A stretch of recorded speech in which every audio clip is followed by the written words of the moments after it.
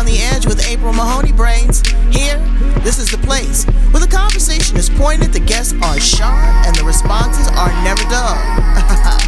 Welcome home, Brains. Coming to you straight from San Diego, California. Let's welcome our host, April Mahoney. Brains, look who's come to visit with me today. And we are going to have a conversation that is so heavy, you're going to need a crane to lift it. Right here on the edge. The place where the conversation is pointed, the guests are sharp, and the responses are never dull. Today is a very, very sensitive subject, and I want all parents to pay attention. You didn't pay to get up in here, so you better pay attention. Right here, that's Sue Sasseen, okay? And down below, down there, that's April Nikki Tapscott. And the story that they are about to share with us is incredible. It's heartbreaking, but it's also a story of a victim not being victimized and becoming victorious and being able to help others. It's really hard for me to get my head around pedophilia and the abuse of children, be it sexual or just taking pictures of whatever it is sick. I don't understand how anybody on the planet could find any entertainment, amusement, satisfaction, or desire for a child. But Sue was married to a pedophile, an upstanding gentleman in the community, in the church. People thought he was just stellar, but he was a monster. And his daughter, one of his victims. So we're going to talk to them today about really what to do, what are the signs, what are some of the things that they missed, some of the things maybe they've inadvertently ignored, but I want you all to pay attention. I need you to keep a watchful eye on your children. So let's start with Sue. Welcome to On the Edge. How are you? I'm great, and thank you for having us, April. We really appreciate it. Well, I really appreciate it because I'm trying to get my head around this. Some of the questions, I've already cleared them with you, are going to be tough because my brains want to know. And they sitting there in the back, wondering. So you guys are going to do your best. And I really thank you in advance for opening up. So now, April, we share the same name. Yeah. Were you born in April? No, I was born in June. And I was born in August. Sue, what was you thinking when you named her April? It was my favorite thing as a child. I named all my dolls April. I don't know. Oh, really?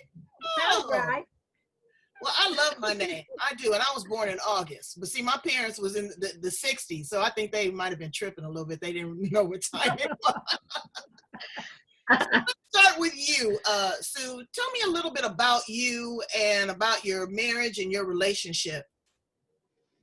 Well, you think you know, but what I know is you don't know what you don't know. And we see what we want to see. And what I saw in my marriage of 20 years was a man that was fun, a man that was full of laughter, a man that was a good provider. He was a church-going man. He was a deacon in the church. He didn't cuss. He maybe occasionally had a beer. He was just this person that everybody loved to come to our house. Everybody loved to be around us. We went on lots of trips. We did great things. It just was not in my wheelhouse. I don't think I even knew how to spell a word pedophile. I don't even think that anyone ever spoke it. So it just was not knowledge that I had in that marriage. Was it a perfect marriage? No. Is anybody's marriage perfect? There are ups and downs. Yes, absolutely. Yes, mine is perfect. Okay, I'm gonna test it out. Exactly. 6 years. So anyway, 15 years into that. Should I say as of today at 3:06 is perfect. Exactly. So I guess to say that when Nikki was brave enough, and there was a specific instance that probably caused it, she was able to literally, what I call, vomit out a story to me at the age of 15. And I can honestly say that we were on the second floor in her bedroom. And if you had opened the window and pitched me out of the window, I could not have been more shocked. I was unprepared mentally to know that. And now, of course, years later, therapy later, books later, knowledge later, all of those things, I can look back now and say, oh, well, maybe if I had known that, I might have seen this. But you just, 47 years ago, well, 30 years ago, we didn't have internet. We didn't have cell phones. We didn't have, it was a time frame that, and in where I lived, in my church, nobody ever mentioned something like that. Well, sometimes it's better not said, because pedophiles and sexual predators and sexual abuse of children have been going on forever and ever and ever. Forever. And if I had to say one thing about it, if you suspect it, speak up. That's right. That's it. That's the bottom line. And I will just tell you in the short, after I learned and I immediately called his sister, guess what was the first thing she said to me? Now, mind you, I'd known her for 25 years. Yeah, that happened to me and to him when he was a child. Talk about a secret. The evil. Let me tell you something that happened to me one time. So my parents was real cool, but my mother was pregnant at 15. And she always made my virginity seem so precious. She always made me feel so special. The sex talk was an ongoing conversation. It was no secrets. It was, no good touch, bad touch. I knew what was happening. There was never any problem. So she let me go visit some friends of the family in Las Vegas. Something was strange about this man. He had a room, and in his room was every Playboy centerfold taped up on the wall. I mean, T and A all over the wall. And I'm saying, okay, this is inappropriate. Well, early in the morning, I get up and he say, come here and sit on Papa Seal's lap. And I'm like, no. No. Come on now, ain't nobody here. Come here, sit here, and trying to groom, kind of stroke my hair and this, that, and the other. And be really nice. You want to go here with me? You want to do this and all that? Well, we got in the swimming pool. And he's teaching me how to swim, and he's holding me on my stomach. Well, all of a sudden, his finger is not touching my stomach, touching my butt. I'm screaming and squinching. This is totally foreign to me. Now I'm at that ripe age, like 12 or 13, right? When you getting budding, right? I got on the phone. I said, Mama, something about this ain't right. I told her what's happening. She said, have them to have you at the airport at 4:00. Yep. When I came home, I told his daughter what had happened. And she swore before God that I was a liar, that this was not true, that this person couldn't do this. Now, see, I had the wherewithal to know the signs, because Mama had schooled me a long time ago. Right. We had this conversation. Right. But pedophiles are not trying to hurt you. They're not trying to be abusive. They're trying to groom you so that you are sexually aroused, that you feel comfortable with this, that it's okay, that this is special, this is something between me and you. Well, it's wrong. And then when a person grows up and they're an adult and they go through these same sexual emotions, that's when the trauma hits, because you're feeling that this is wrong. I'm not supposed to be feeling this. This was taught to me at an early age. Tell me some of the experiences that you kind of went through mentally, April, with this, a little bit about your story and what happened the day that you finally decided to break out of your shell and tell your mom. Well, I was groomed. His was more a control. His was not a sexual satisfaction at all. He wanted control. He loved to see if he could control you 100%. And for me, if I didn't act right, if I didn't, anything other than what he expected of me, then he would ignore me, or, he would just withhold his love. So growing up, I had my cognitive was delayed on a lot of levels as far as being able to relate. Because here I had a mom that, was loving and, just wanted wanted to be there, wanted to be with me. And then I had a father that I had to act a certain way. My mom, I could act anyway.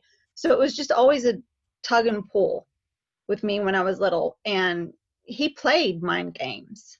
He played mind games with my mom and with I. And he was just so manipulative. And what did it was, as I grew up, even though I would tell him, no, I don't like it, stop, you know, he would pull away from me and withhold love and make me feel bad for speaking up, you know, because you're not allowed to have a voice. You're not allowed to be disrespectful, you know, because he was still a man of God and you are supposed to obey your parent no matter what. He would just kind of, he'd leave me alone for a little bit, and then all of a sudden, out of the blue, he was like a predator. You know, he basically hunt you sometimes to see what he could get away with. He was just constantly playing a game. So I was never felt safe when he was in town, because he did travel a lot, but when he was in town, I never was safe in our home. Then I think high school hit, and I started dating other guys, having friends, leaving the house a lot more. So his control was, it was still there, but it was in a broader sense. But now I was changing and he didn't like it. It was a very sick, in his mind, it was a very sick relationship. But for me, it was like, I want out. I want the heck away from him. I stayed out with my girlfriends. And then if I had girlfriends come over, you know, we would all be in the house. Then I got pregnant my junior year, I think, and he called me a slut. And that's what did it. That's when I called my mom at work and told her she needed to come home. I mean, I will never forget him calling me a slut. And I just was like, what? How can you call me that? You know? And then that's when mom came home and I just told her everything. I just told. And then I think at the very end of it, I said to her, we can never talk about it. Because he would tell me all the time, if I talked about it, every time I talk about it, bad things will happen. You know, your mom will disappear, or something bad will happen to me, or something bad will happen to you. You know, and I think after that, I think the bad thing, I guess, to have him tell me, see, I told you, you were right, is I didn't speak. I became mute for almost a year. Wow, yeah. If you ever read I Know Why the Cage Bird Sings by Maya Angelou, that is the same thing happened to her, that she muted herself, that she couldn't even speak about. Yeah, that's why we named the book Bad Things Happen, because that's what he would say to her. From the time she was probably 3, he would whisper in her ear, don't tell. If you tell, bad things are going to happen. He groomed her. Let me tell you about the don't tell, okay? I know. I tell all the time. The first thing I tell my godparents, my godchildren, any children, you tell. You hurry up and tell. I had a neighbor next door. My spirit was not right with him. Not right with him, okay? And he came over here to our house one time, sat on the couch, and I saw this. My daughter was flinching like, ew. I said, that's a bad man. I said, my spirit is telling me that's a bad man. I said, he shouldn't be touching you like that. And see, if Mr. Magnificent had a cut loose on him, well, that would have been a whole different story. I told her, I said, so when you are walking to school and he says, can I give you a ride? Absolutely not. I said, he sits in the garage, and when he sits in the garage, he's sitting there in his drawers with a beer and the garage door open. Something about that ain't right. I said, you don't go over there for absolutely no reason. It's something in your spirit, brains. It's something in your intuition, and you better follow it. Now, Sue, I want to go back to you. It's going to be tough. Okay. I know you loving on your man, and I know you traveling in the church circles and going on trips, but how could you not have known, seen, smelled, nothing? How could you not know nothing? Let me tell you, I've been married to Mr. Magnificent 36 years. I will go through his wallet. I will go through his car. There's no such thing as, I've got a password and you can't have it. You can't shut the door. I'm going to go on your computer and I'm going to check your history, okay? Because when you marry somebody, that's a union. It's not you still have your privacy. You should have stayed single. I saw him the other day going through my glove compartment in my car, and I felt a little unsettled. I wasn't doing anything, but he's got absolutely every right. How could you have not known, had an idea or nothing? You know, even when you had sex with him, was it different? Was it weird? That's an interesting question. That's an interesting way to look at that. And you know, here's the thing. 32 years ago, I asked myself that question on that day. How could I not have known? And what I know about that, April, is that there was nothing to be gained at that moment when I asked myself to dive into in that moment, oh my God, what if, and how, you know, that is a question that I did ask myself, and I wanted to know the answer, but I quickly realized that it just opened the door to shame, guilt, pain, beating myself up, feeling like a terrible mother, wanting to just completely destroy myself. Because in that moment, I knew as soon as I asked myself that this was not going to get me anywhere to beat myself up in that moment. So I can tell you that there is not then, nor is there now, anyone in your audience that is going to gain anything of value from beating up that question. There's no good answer to that. So what I say is that whether or not you knew and didn't do anything about it, whether or not you suspected and didn't do anything about it, whether or not you never knew anything about it, it's really not a question that even needs to ever be answered. The question is, what did I do about it when I actually acknowledged that it happened? That's the question. And I didn't do something about it the minute that I knew. That's the only way I can answer that question. That's Sue for a reason. And it's not to beat yourself up, but it is for women that are not paying attention. And, you know, what are some of the signs? I mean, you know, this is weird and kind of kinky, but I had a friend that her boyfriend had got out of jail. And every time they went to make love, he turned her over. He wanted anal love because that's what he had become. And she didn't understand where that had come from. And then she found out that he had been violated, and now this is what his sexual desire was. So I asked you that with regards to sex because, you know, was there anything, you know, just different out of the ordinary? Was he still passionate? Was he still intimate? I mean, I'm asking for signs that someone can see, not so much to beat yourself up. Okay, so in my specific case, he had been to Vietnam 3 times. And he was on the front line, and he had been sprayed as a medic with Agent Orange. And it was shortly, I'd say probably it was about a year and a half after we were married, he became impotent. And went through all of the tests, you know, all the things to do with Agent Orange. He had Agent Orange on his legs and stuff. Now, do I know now that that was not true? I do know that now. Not because of what happened to Nikki, but because of things that came to light later on. But at the time, I was committed. I'd had Nikki. We're married. This horrible thing is coming upon him. So sure, now I can look back on that and make all kinds of ideas about that. So you're right. I mean, it's a possibility that we could do that. But that seemed perfectly logical. He had all the records of showing the Agent Orange, and you read all the things about it, and impotence is one of the big things. Okay, well, no, but he personally told you that he was impotent. I mean, that wasn't, you know, well, so I don't think that going down the avenue with the sex life thing will work too much, because he was basically a virgin and I was pretty much close to that, and he had Agent Orange. But I think probably for the audience's sake, now that I can look back on it, and there are things that, you know, over time, things I learned, just different things.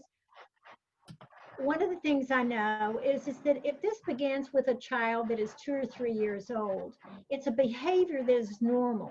her curling into herself was a normal behavior. So it was a little bit more difficult for me to define that.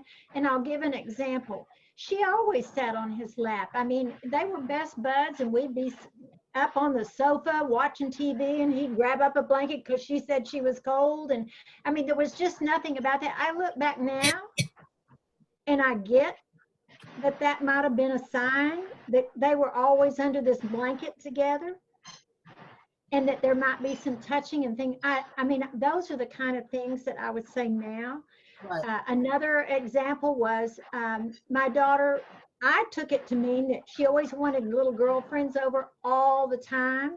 And I thought in my mind, well, that's because she's an only child, and so this is good. And he constantly fought me on that. He'd say, there's no reason for her to have girls over all the time. That's just, I never did that as a child, and she shouldn't either. Well, now I look back on that, and why did he make that such a big deal? You know, there are signs that I can now see, but at the Right. time I didn't. So I would say that whenever there is this, just things that don't seem normal, kind of like with you know, whatever seemed normal. My daughter was a quiet little girl. She was a calm little girl. She didn't cry or anything. So those were not signs for me, but I know that I've had friends who've had these things happen to their children, and they would share those kind of things. They would say, suddenly my daughter was not behaving, and she was different. The example that I could have caught if I had had any idea at the time is that in the 6th grade, she went from making straight A's to failing. Yeah. And And changed my name. And she changed her name. And so I went to the school. I signed up to be a room mother. I did all the things, you know, I tried to find out from the teachers, was there anything going on, anything different? No, this is just a typical 6th grader, you know, they just do these things. I mean, I got all these people in. Well, more later, I realized that that was not true, but that was a true sign right there. Wow. Yeah. Because, again, there was a deep emotional shift, just like if your kids are on drugs. If they I went and got help. I went to see a therapist because I thought, what am I doing as a mother? And of course, this is the beautiful thing that he would say when he would come home, and I'd say, you know, honey, there's something wrong here and we need to talk about this, or something going on. And he would very calmly pat me on my knee and say, honey, if you would just be consistent in your discipline. Wow. That would send me right off into thinking there was something wrong with me. And he was sure to let me know that, you know. And so then he would tell And then me, he would reel me in and he would reel with her in. my control of my personality and everything else. And he would say to Nikki, you need to say this to your mother. So whenever I do so, she'd say, Mom, if you would just be consistent here. Wow. Yeah, holy shit. Yep, that's what he would do. You know? Well, So, yeah. consistency makes the cake rise. Now, let me ask you a question, Nikki. Okay, so you tell your mom this, and you start doing some self-evaluation, and you look back on your life. What happens to you? What is the turning point? Now, did you have the baby? No. He forcefully, I did not have a choice. I had to abort. I did not have a choice. He took work off, which was very unusual, and we went to a state over in Tennessee, and, you know, it was just like, we're doing it. And so you had to deal with that as well. I had to push that all the way down. I couldn't deal with it. Did divorce, you know, and so then I had that turmoil, and then I was going to graduate high school. So, you know, it was just, I think I buried it. I buried it for a really long time. Bad things happen. Yeah, bad things happen. In her mind, telling bad things happen. I couldn't say anything. The house that she loved, she lost everything. In So, her mind. So I want to talk about falling in love again. Sue, you fell in love again. How did you do that? Well, you know, my therapist had been asking me to get out and date again, and I was like, oh no, not happening. I figured that out. I am so not good at picking out the right person here in life. So he kind of nudged me into going out to the college and volunteering to do a play thing, and there was a man out there who turned out to be my husband, and he was in the photography side, the art and photography, and he would come in and take pictures. And so one day I said to him, hey, we're all going to the movies tonight. You want to go, with us? And turns out after 2 or 3 of those, he said to me one day, we've been seeing a lot of each other, so maybe we should go on a date. And I was like, oh, hell no. I said, I'm a hot. You said, oh, hell no. I mean, my daughter's a hot mess. I'm a hot mess. I'm in therapy. You don't want to tangle with that. And he said, oh, okay. He's so calm. He said, well, then we'll just go on a non-date. And I was like, well, what's a non-date? And he said, well, we'll just go on a hike, have a picnic. And I was like, well, okay, maybe I could do that. Wow. So, that's great. So, April, how did you find love again? I did it through trial and error. So you had to I had dogs to find your prince. I know I had to do a lot of that. It was my very first husband. He was a lot like my father. He was very controlling, narcissistic in some ways. There was abuse, as far as verbal, we'd get into some verbal fights a lot, physical abuse, emotional sometimes. I mean, he would tell me a lot of times that how worthless I was, or, and then the next day be, oh, you are such an incredible wife, and it was just toxic love. And it wasn't until I had my oldest daughter that I actually really understood what love was, and I remember looking at her as a baby thinking, if I can love her this way, and it's healthy and she's not hurt, and I'm protective but not controlling protective, but I figured out boundaries. Right And I began to shift inside internally thinking, if I can love her like that, then I can love myself this way. How do I love myself that way? Right. And then her father and I divorced. So then I met a second guy who, he was good. I mean, I just wasn't in a good place. I attracted what I attracted in that marriage because of where I was. I wasn't done in my healing. So he mirrored so many things that I needed to fix. I married him for safety. He was this big 6'6" guy. And I thought, okay, I could hide behind him and the world will be perfect, and I can heal while I hide behind him. And no, I couldn't. I ended up on that one knowing that I could protect myself. That was that stage of healing. And then I dug really, really deep, and I ended up, because my husband and I now, we had stayed in touch for over 20 years. He went through his stuff. I was going through my stuff. We lived completely opposite sides of the United States. We just, touch base every now and then. And finally, we just reconnected. And in high school, it was like I knew he was the one. He was my soulmate. He was the person who I connected with. Mm-hmm. And we got back together. And we've been married almost 10 years now. Oh, congratulations. So, let me ask you a question. How many children do you have? I have 3 personally, but together we have 5. And so what are they, girls and boys? 4 girls and 1 boy. Okay. And what are the conversations that you have with your children? Because, Brains, I need you to also understand that there are a lot of boys mm-hmm. that are have a lot of teachable moments. Yeah, I mean, it's like, oh, okay, well, it's just a little roughhousing, and that's with the coach, and that's with friends' fathers, and this with mm-hmm. going to these Cub Scout meetings, and look what was happening in the Catholic Church, all of this kind of stuff. What conversation are you having with your daughters? What are you saying to them and your son? With our oldest, when she turned 11, which seemed to be like the age, I was traveling to go see my father, and she wanted to go. And I always had rules with my father with the kids. You were allowed to hug them when you saw them. You were allowed to talk to them, laugh with them, all of that, but there will be no hugging after the first initial hi, how are you hug. There's no sitting next to my kids on the couch. There's no going in the bedrooms. There's no nothing. They are in my sight 24 hours when you are with me, when I'm around you.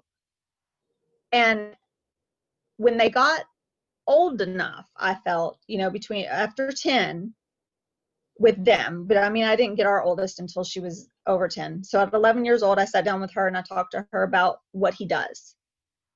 I was like, he looks like a really, really nice man. He's funny. I get grandpa is really funny. He's enjoyable to be around. He makes all of us feel good. He makes all of us laugh, but you need to know the other side of him.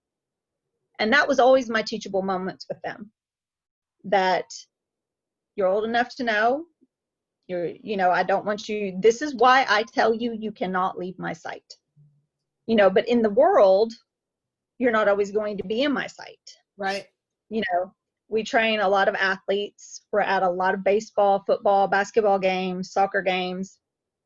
The kids run. They run everywhere. They're out on the playground. Even though you can see them, they're still not like right next to you. Right. And we tell them, we teach them about people. We teach them about, your gut feeling. We use whatever instance we can. Hey, did that feel right? Did you have a funny feeling in your stomach? When you're at the store, are you observant? You've got to be observant.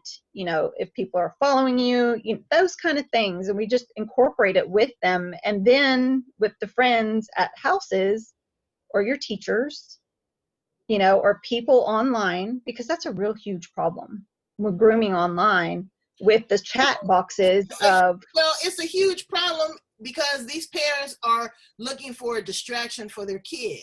So go sit there and do this. Mm-hmm. Like I told you, if I will check my man, I'm going to check my kid. There's not going to be no passwords. I'm going to pick it up. And that's what we do. Absolutely. I will go through your wallet and see if there's any strange phone. I don't play. Okay? I do not play. Right. There's no margin of error. Everybody's not like that. I get it. But you better get on board because folks is doing some trickery. And then you look back, again, like Sue said, I'm not going to beat myself up. But in hindsight, being 2020, well, you don't have to be on the hind legs. You need to be on the two front paws, okay? And be snooping around, right? Figure out what's going on. Simple. I don't like the way they talk. I don't like what they said. You better reframe that. You better, what do you mean by that? What does he mean by that? And if you ever ask my daughter for a picture, know that I'm going to be at your lunch table the next day asking you why you want a picture of my daughter. That kind of stuff, because I'm so open and vocal. She was talking to somebody online. I don't know what it was. And grandma was in there. She was hearing that, but my mother was not knowing what was going on. I warned her. I said, don't do it, don't do it, don't do it. Well, I went up to the school. And where was she? In the library, online, talking to this person. I went asshole crazy, okay? I was throwing the books. I was screaming and hollering. She didn't know what was going to happen, and I had to put the fear of God in her. I said, because see, I can't get this other person, but I can get to you. Mm-hmm.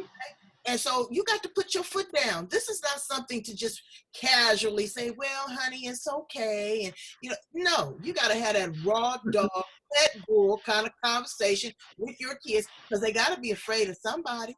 And I'd rather for them to be afraid of me knowing that I'm not going to try to kill them versus just letting them get away with murder and having a person that's on the other side. Because, again, this is not the only child. This is not the only child. And this is a pattern for them. And this is what they do. And they give out so much information. You can Google somebody's address. You can, everybody got all these cheerleading pictures of their kids, and every nano thing they do, they're putting it on the internet. You need to draw back on some of that stuff, guys. Everybody don't need to know that. Let your child grow up normally without being the subject of a conversation on cotton picking social media. And for what? What are you trying to prove? Do you realize how many people? There are billions of people on the internet, okay, that are selling this information, that'll be outside of your kid's school, down the street. That's where they getting these little girls I told you that they was trafficking or they was having sex, right there at the McDonald's. Send them up to McDonald's. I'll meet you over here. I'll get you a Happy Meal. And next thing you know, their whole life is turned around. And then these girls are running away. Okay, so you got to figure out Yes. what the balance is with your child so that you don't push them so far into the other direction, but you're able to have a watchful eye and know what's going on. Well, they have the grooming books now, Oh, which wow. I came across.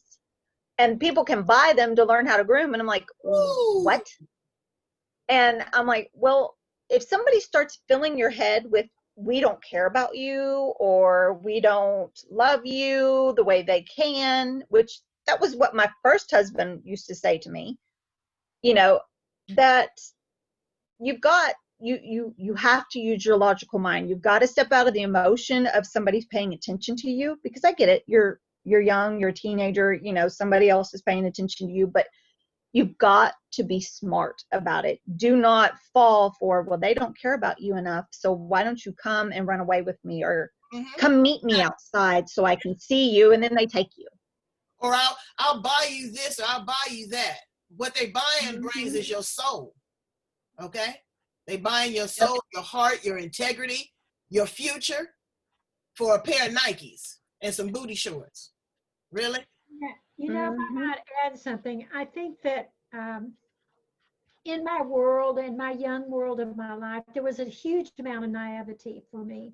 There was a huge protective nucleus for me, if you will. I remember that one of the 5 girlfriends I was in high school with, on our senior year, she got pregnant, and the other 4 of us didn't even know to talk about sex. We had just really been very, very protected. And Right. we were just shocked because we didn't even know. Well, I mean, it was like we didn't even know where to start with a question about that. So I'm thinking about this with relationship to now. There is still a naivety by virtue of not being willing to take on the responsibilities in the way that is required in this modern world for mothers. That's heavy. Because there's a lot of responsibility, and it's even more so now with, you know, as a single parent. And then you're a single parent, and you know you want to date, you want to kiss somebody, you want to sit there, but who is it that you're introducing to your child? Right. And don't be so hungry for love and sex that you forget the significance of what your child is saying to you. Mama, some may write, Mama, I don't like him, this, that, and that. It's not because they don't want you to be in love. It's about their gut feeling. You know, children are a lot like dogs. They can smell it. They can smell it and they can see it. And so what you need to do as a parent is really take your time before you introduce your child, and don't just be leaving your child with somebody that you don't know. Okay? No. I know you need an extra $40, $50 to pay the light bill, or, you know, somebody's going to take you to the movies, or, you know, whatever it's going to be. But is that worth sacrificing your child? Really? Is it worth it? So I need you to think about that, Brains. Thank you so much. That was very powerful.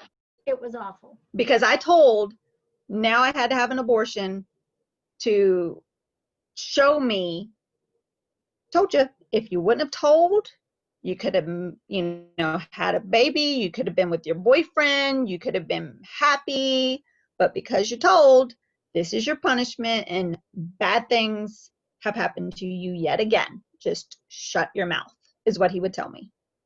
So now you weren't his only victim, though. No, but it took writing the book to find, I think we were up to 13. What? Yes, he was a predatory pedophile, and he was the worst, because there's 3 classes of them, and he was the worst one. He did family and strangers. Wow. And you know, April, I'm going to say this. Now it is so much more prevalent, so much more known, so much more talked about.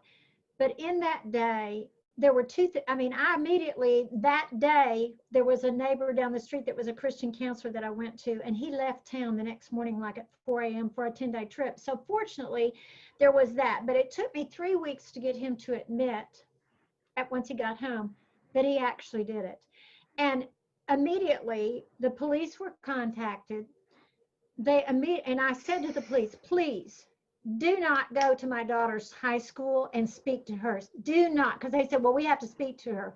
Well, they did, right out in the cafeteria in front of everybody. And she literally said, I am not talking to you, nor will I ever. She refused to speak to him. Larry refused to speak to them. And here's what they said. Just go home. Yep. Just go home. Don't do it anymore. Wow. That's it.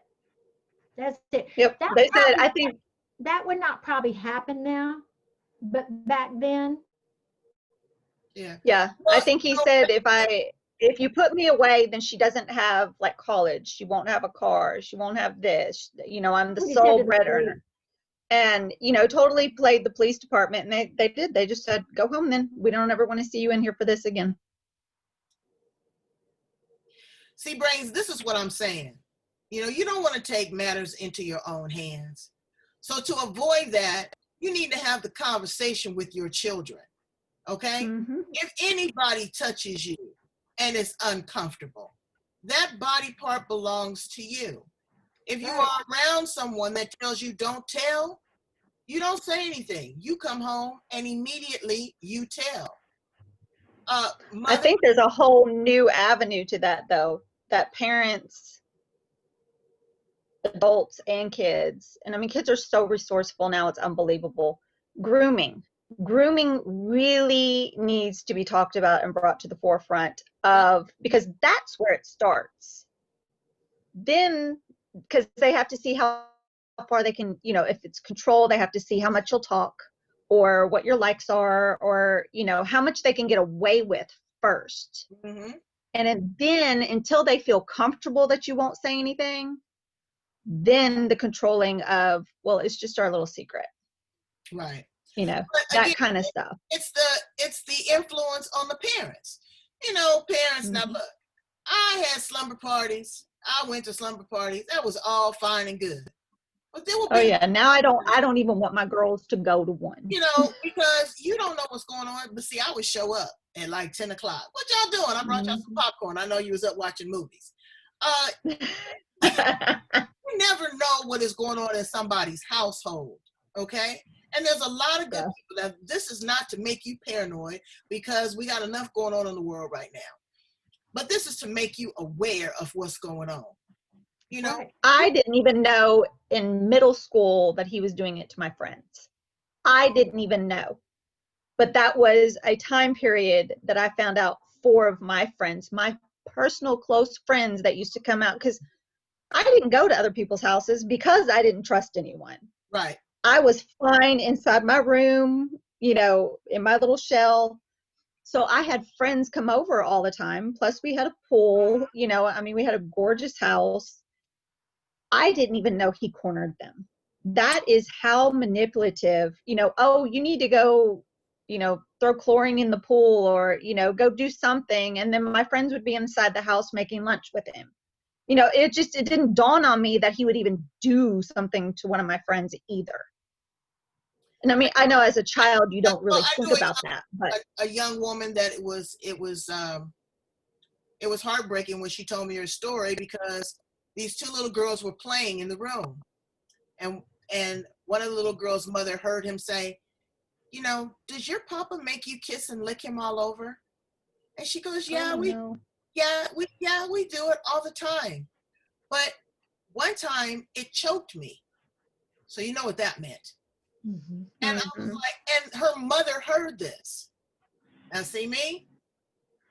I come unglued. I'd beat him to the white meat show. Oh yes, I would have, and took great pleasure in it. Because that's my child.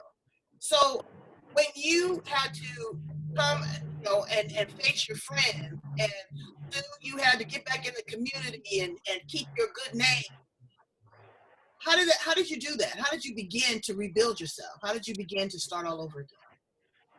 Well, I think that having that Christian counselor immediately literally on day 1 when I called him, it was on a Sunday that this happened, and I literally had his phone number. He lived down the street, and I went down there, and that really is what I said to him was, I am unprepared for this. I don't even know what to do, but your job is to make me whole again, to get me to the other side. I do not want to be in rage. I don't want to be in anger. I don't want to hate. I don't want to be vindictive. And I want to help my daughter heal. And I don't know how to do this, and you got to help me. And so I think that looking forward, I could hold my head high. And I was not from Paducah, Kentucky, which is where he was from. But he grew up there with 8 aunts and 7 uncles and 1,000 cousins. And he was very well loved and respected in the church. And there wasn't a soul there that believed me, because I told. They didn't believe me. They didn't want to believe me. And so I literally said, you know, my job here is to survive this and get out of here in high school and get out of here. That's it. My job is to figure out how to heal myself so that I can help my daughter. And we got to move on, because that was the only thing I could do. So I held my head high. And he married immediately after we divorced. He married a woman who had a daughter the same age. And I literally went to her and told her, Nikki told her daughter, this woman came to me 6 months later. She said, you know, you're ruining our lives. Wow. And I said, back up. There wasn't anything to ruin if you hadn't done this. So all I'm saying is that I didn't have any problem holding my head high. Now, my daughter, for a year and a half, I couldn't get her to do anything, to go anywhere. She would not, we're not going to have a conversation. She shut down. And I can understand. So how did you open the door? I mean, you know, Nikki, you had to face these friends, these other young women. And then you also said that there was my friends didn't know. My high school friends, nobody knew. Everybody thought, because my parents were getting a divorce and we were the perfect family. You know, on the outside, we were the Brady Bunch. I mean, everything was fine. Everybody loved both my parents, always outgoing, you know, completely pillars in the community. You know, both of them knew everybody. So everybody just thought that I took it really hard that they were getting a divorce. So, and just my whole aura and my attitude was, leave me alone. You know, I don't want to talk to anybody. I don't want to do anything. And I mean, I went to school and that was it. I didn't go out with any of my friends. I called in sick. I think I worked at Walmart for a little bit. I mean, I didn't want to do anything. I shut down. I didn't shop. I didn't do anything. And then I moved to go to, I went to college at UK, and that helped. Being out, you know, Mom was all for, let's go, let's get out, go somewhere. Absolutely. So, I mean, I think 2 weeks before the University of Kentucky was going to start school, I went to her and I said, I want to go. And I mean, she did it in record time and got me enrolled in that school, moved me, got me in a dorm. And I think that helped. I mean, that helped a lot, you know, to be out of the house. Okay. Out of eyes. Let me ask you this question though. Okay, so how did you re-engage in your own personal intimacy? You've been violated. You've had, you know, the misfortune of having to abort a child. You said that you were married, you had a divorce. How did you regain love in a balanced way that made you feel whole and that made you feel good about who you are as a woman? I would have to say that I wasn't too keen on the therapy thing. I did group therapy. You know, when I was with Mom here, she would do all the things. She knew I'm smart enough and I absorb enough information, even though you don't think I'm paying attention. And she knew if she put the information or the right people in front of me, I would listen. I may not participate, but I'll listen. And we would go to bookstores and sit on the floor in the bookstores for hours in the self-help section and just read and look and read and look. And those times, if I opened up a little, she would always be there and know what to say. You know, oh, maybe this book would be really good for you to read, or maybe this workbook would be really good.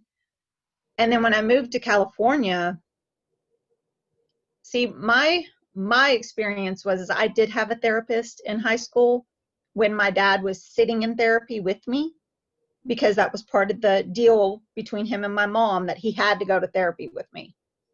So he went a couple times, and the therapist looked at me and she said, you know, you need to keep a relationship with him.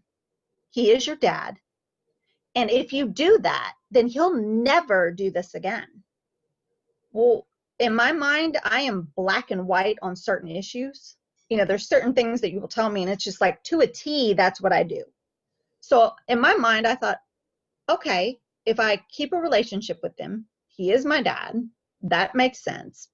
Then as a bonus, if I talk about it, if I can talk to him about it, if I can call him up when I'm mad and having a really bad day, you know, and vent at him, which I never did because I never had a voice, he'll never do it again, you know. And he sat there in therapy that day and was like, that's right, I'll never do it again. I'll never do it again. I had no idea I was being manipulated at that point. I mean, I was so shattered that I was like, okay, I'll just pick up the pieces when I can. And that was a piece of,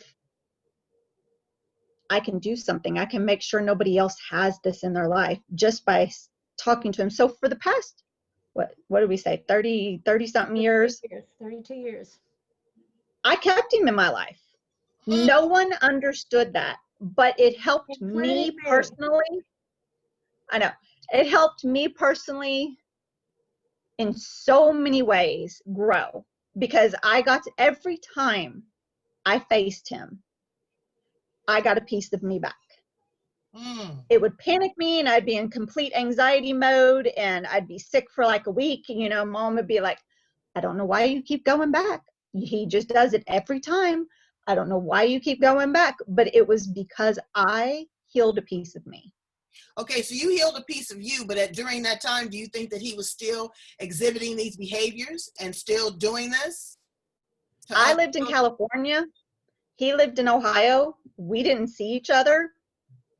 All I had was his word. Did I think something was going on? Yes. Did I call him out on it and ask him point blank? Yes. Are you, I think I would say, are you behaving? Wow. And he'd be, oh yeah. And I would say, you're not doing anything with anybody. No, why would you ask that? I told you, I gave you my word.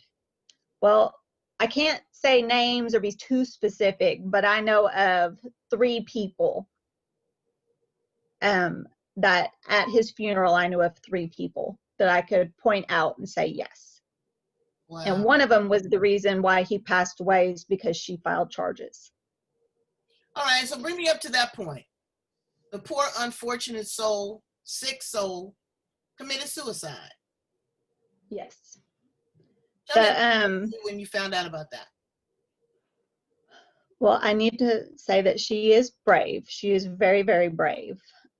She is somebody that I do know, and she was, for a year and a half, she told her mom.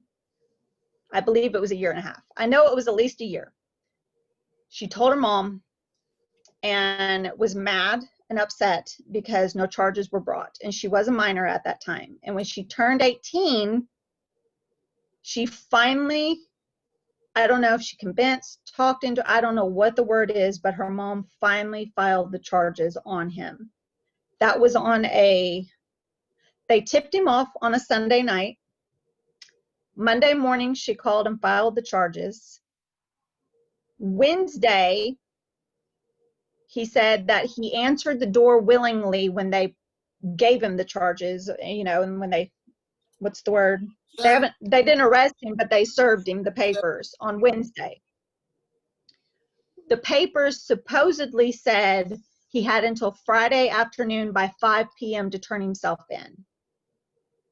Friday, which I don't even really know an accurate time, sometime Friday, he decided to commit suicide. And I got a call, I think that Friday night at 6 or 7 that he was missing and that there was a suicide note. Now, since I was little, he has always said, if I get caught, if I go to jail, I will commit suicide before they can get me. I will either do it or they will shoot me. So when my aunt called me she called me and she told me he's missing. We don't know where he is. He's left a note. My comment was, who filed the charges? And nobody answered me. It wasn't until I got to Cincinnati for me to even find out who actually filed the charges, because I was going to actually say, you did it. I didn't want him to pass away. I mean, he is my father, but on the other hand, he won't hurt anyone anymore. You know, I mean, it's like this give and take of Absolutely. Father figure, but a monster. Two totally different people. Sue, what was your reaction completely different to the My suicide? reaction when he died, when he killed himself? Yes. I texted her immediately after I got off the phone with my aunt, or I might have called you. I don't know. I think you called me, and basically what I said is that this is what my therapist said. God would take care of this in his own way. Yep. I mean, I see it a little bit differently. Whoa, pump your brakes right there. You think, no, really? You think this is God's doing?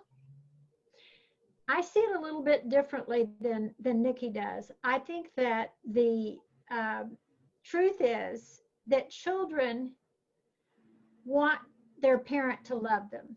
Absolutely. Even when they're being evil to them, they want that. And my therapist said to me earlier on, and I still believe it, is Nikki wanted his love so badly. As she just wanted him to love her unconditionally. And she wanted that more than she wanted to hate him.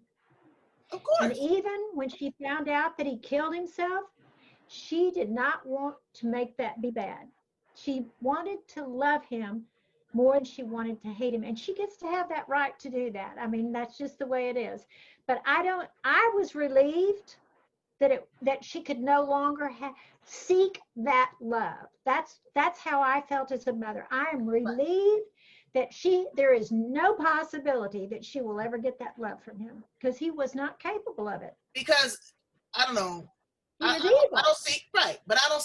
don't see him committing suicide as an act of God taking control of it. That's what I'm saying, or being I see what by you that mean. because that's a cold thing. I think that suicide is very, very serious.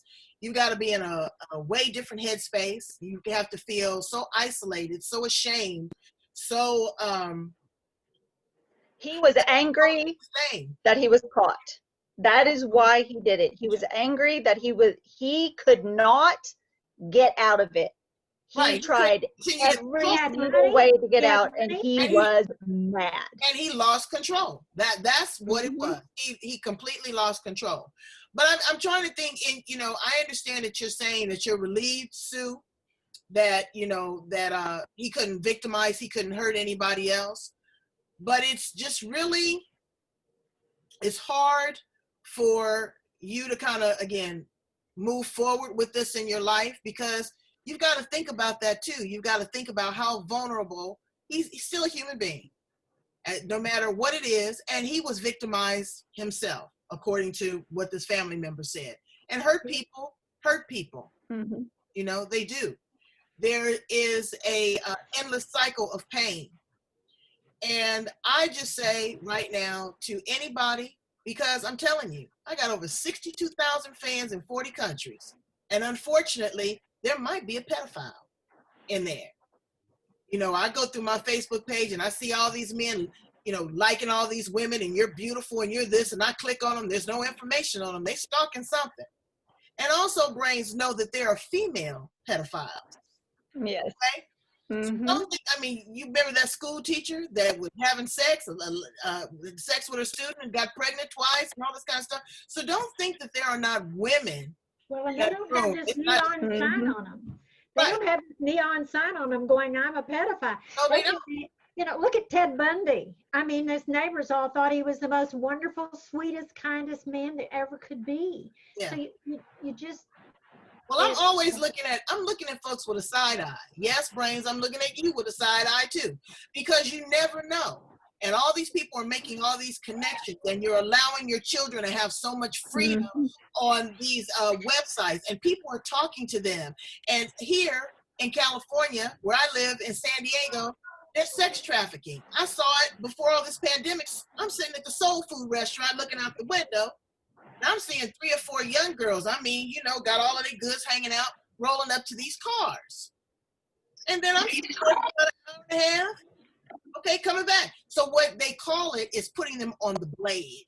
Okay, so these gang members, instead of flipping drugs, they're flipping little girls.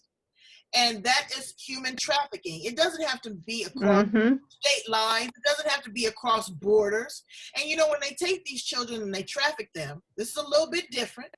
But I need you to know that they're not just doing it for sex. They're doing it for sex. They're doing it for drugs. They're teaching them how to rob, steal, and they're also doing it for body parts. They're grooming them. Exactly, and they're doing it for body parts. Yep. Or transplant. And transplant. They're putting drugs into their breasts, their bottoms. Look at that Netflix thing, Cuties, that they did. You know, the 12-year-old. Yeah, I don't think that is appropriate. And so parents, you know, you got a responsibility, and you have to listen to your kids. You know, listen to them, not talk to them, not plant seeds in their mind. Somebody doing this. No, because believe and trust. They will check you out. And also, I know this is a little gross, but parents of little girls, check their underwear. Okay? Oh, yeah. Check their underwear. Now, you know, anybody that's grown and done had sex, there's a different something going on with that. Okay? Look at how they feel about their body. Are they shamed about their body? Are they more promiscuous about their body? Check out and don't say anything. Sit back and observe and go with your gut feeling. You ladies have just been so open and so honest, and I thank you from the bottom of my heart, because I know this is difficult to relive over and over again and be asked these questions, and people assume one thing. Nobody ever knows until they have walked that walk. Now, you also have written a book. Tell me a little bit about the book before we conclude, because I want people to run out and get a copy so that you have a blueprint. Pull it up just a little bit for me, April. Nope, the bottom part.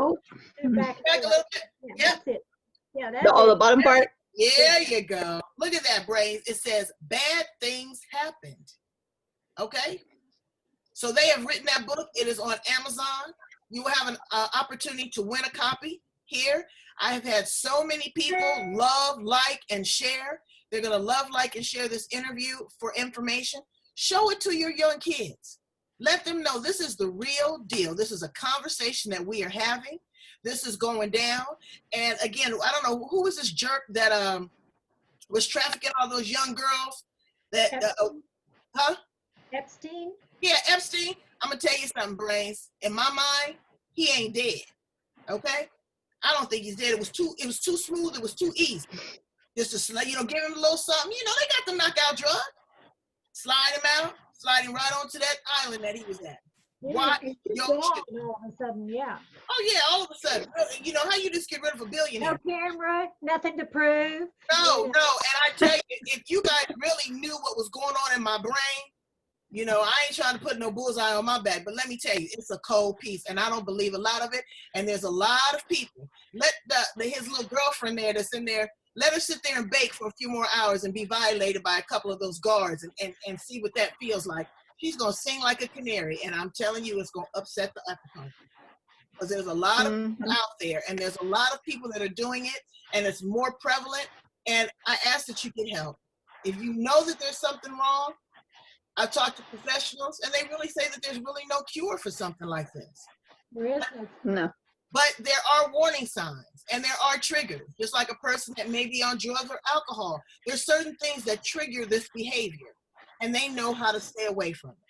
So again, thank you so much. Please come back and be with me on the edge again. Keep me updated on your personal progress, you know, and how you doing just on some old regular stuff. Definitely.